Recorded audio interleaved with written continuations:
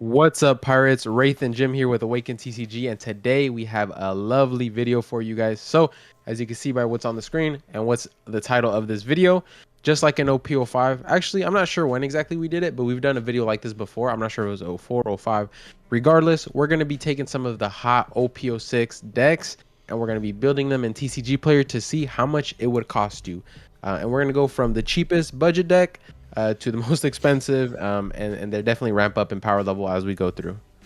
Yep. So today, if you guys don't know, we, as Wraith said, we're using TCG Player. It is probably the best place to get your cards, especially in bulk. So if you're looking to build a deck but you don't want to buy any boxes, or you don't think you're going to open any product and you want to buy singles, this is probably the best place for you to buy singles. And we have 3 decks today, which are all new decks and all very, very meta playable decks. And we're just going to go over the price ranges as we grabbed all the cards you would need for one of these decks and put it into a cart. And we're just going to give you the raw number of how much these decks would cost you. So first up here, we've got the cheapest of all. This new deck, Reiju. Reiju is a great leader. Definitely not one of like the best of the best, but she's really good and she can definitely take tournaments, especially if you know how to play her. Very fun deck as well. And as far as the subtotal for this whole deck, we have 50 items for all 50 cards in this deck are going to be $116 at the end of the day. So that for a One Piece deck is on the cheaper side. This deck is mostly new cards and mostly low rarity cards, which makes this one of the lowest by far. You'll see when we get to the later decks that it gets a lot more expensive. So if you're looking for a cheap and fun option, I think Reiju's a great one. Yeah, and I had an experience today doing a case tournament. I was on Gecko Moria. I played a Reiju and I actually lost. I made a silly mistake that cost me the match, but like it has the potential to be a great deck, and it can win a tournament if you high roll. If you high roll hard enough, you can win a tournament with this deck.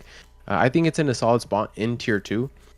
This probably being the cheapest deck that you can make right now while still being competitive in a regional scene in like competitive play, you know, the high end tournaments. So this is definitely a deck I would recommend to new players. And it's a lot of fun on top of everything else. It's a lot of fun. It's easy to learn. There's other tier 2 decks that cost, you know, twice this price, 3 times this price.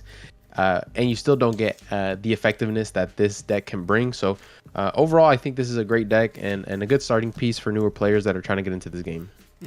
And you do not have to take this price at face value, guys. This is just a list that I'm using. We try to use as you see here, a lot of the same cards from the same seller, so we have to pay less on shipping. So if you're buying singles, you should definitely try to do that. But as for this deck, the only expensive card really is going to be Reiju. So, unfortunately, not a card I really think you could flex out. But in some of these other decks, you can definitely kind of build your own and make it cheaper if you need to. Yeah, I agree.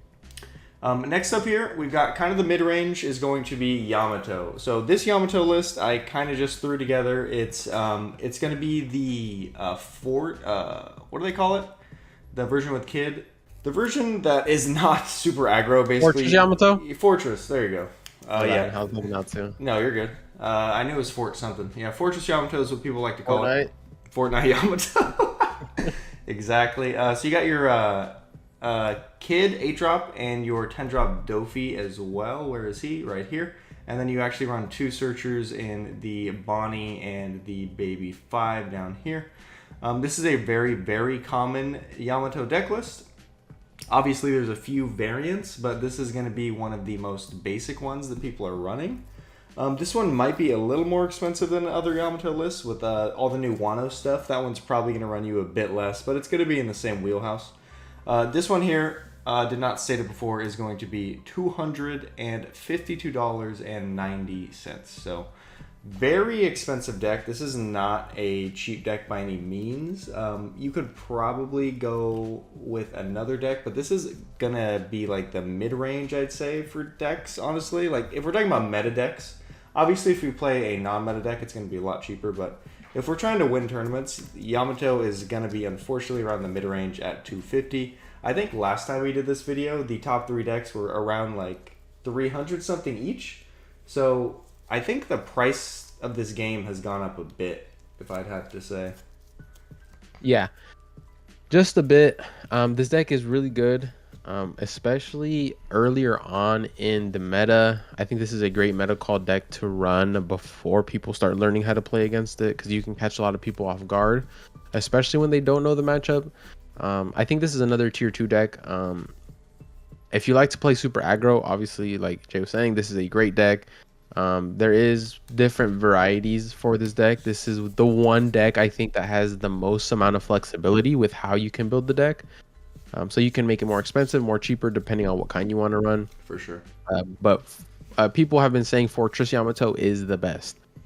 That's what people have been saying. I haven't personally tested it out. I still have to make my list for the locals video that I was supposed to do this week. But regardless, this price range I think is still kind of bad. I think we need to get into a better spot to where, maybe we can start making these top tier decks under 200. I think honestly, for a new player, paying over 200 to make a deck it always feels bad.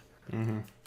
And again, this one is kind of mostly old cards. A lot of these new cards like Onami and Kiku are going to not run you too much. Hiyori's actually a lot right now.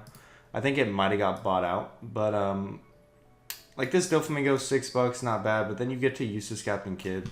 It's going to be $34 for one card. One SR, which is really bad.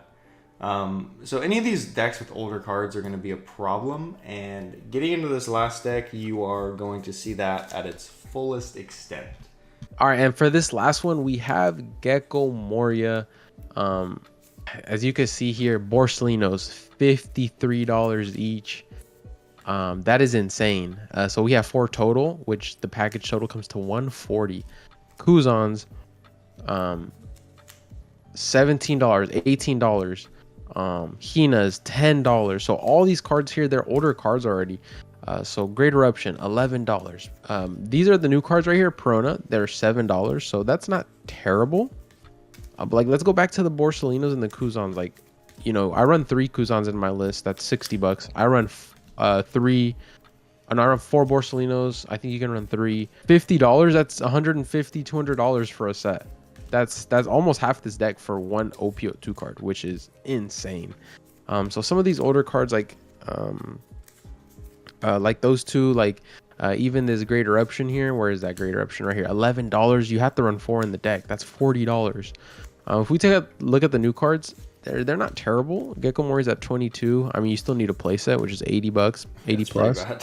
And then Perona's at $7 each, which is honestly super buyable. This here at $28 for the set is amazing. But between these two here, it's probably like $100. And then the biggest chunk are the older deck or the older cards. So it's like, a deck like this, although it is, tier 1, it's going to cost you so much as a new player that I don't think this is ever an option if this is the first deck you're trying to build. Yeah, Moria, it is top 2. Like if you are 100% trying to win a tournament and you're all in, I'd say this one or Sakazuki is the one I'd go with. And unfortunately, I don't know how much Saka is, but it's probably in the same ballpark. It might even be more, because I think you run a few older cards that are more expensive than these new ones.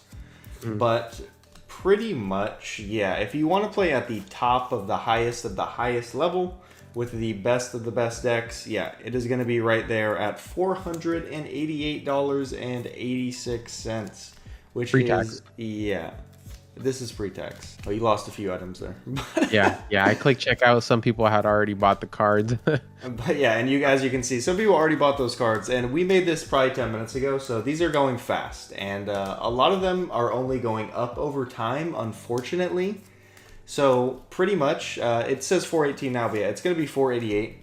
Yeah, well, probably 500 now, because I'm at the overpay for some cards that just got bought out. Yeah, basically 500 for an entire deck at the highest level, which is just not healthy for a game, in my opinion. Yeah, I mean, you probably see this in other card games, but, the thing is, with other card games, a lot of the times it's, the rarest card in the set. Here, the rarest cards are alt arts, and you don't need them in decks. You can just run the regular arts. But like some of these cards here, we definitely need reprints. I know Bandai announced a whole reprint set where it's going to be all reprints.